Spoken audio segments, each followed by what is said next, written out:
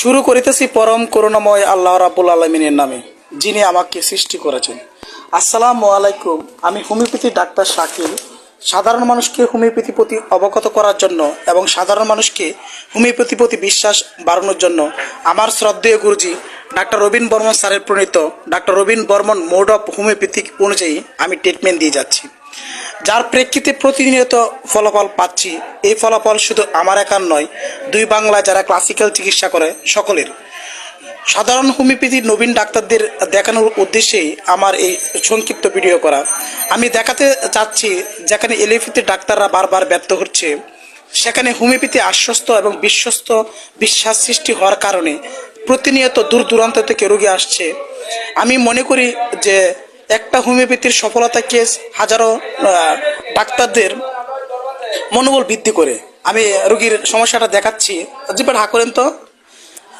জিব্বার এত সমস্যা ছিল যে পিছনের সাইড ফাটা ফাটা ছিল, এত অবস্থা বাজে অবস্থায় ছিল।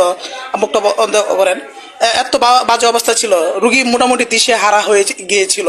রুগীর অত্যাধিক মানসিক টেনশনে পড়ে গিয়েছিল যে এটা কি জানি না হয়। আপনার এই সমস্যাটা কতদিন যাবত? 7 মাস ধরে।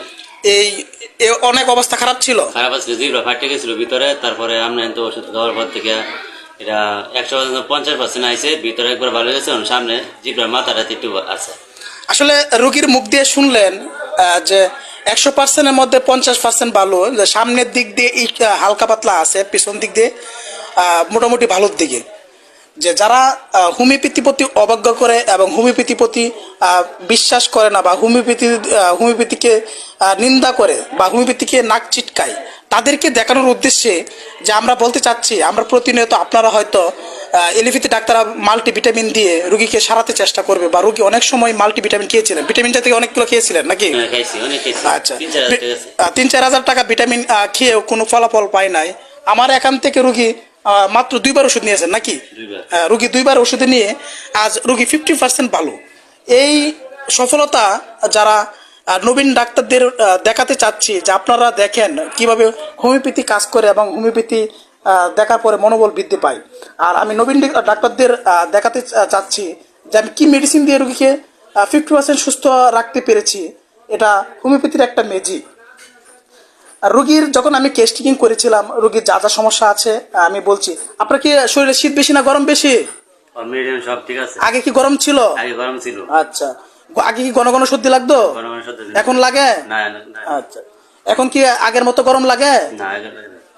খাবার দাবারের মধ্যে আপনি বলছিলেন অতিরিক্ত লবণ খেতেন, এখন কি লবণ খান? আগে কি লবণ প্রচুর খাইতেন? এই ওষুধ খাওয়ার পরে লবণের চাহিদা কমছে? এখন আর লবণের চাহিদা হয় না? আচ্ছা, মাছ পছন্দ ছিল আগে?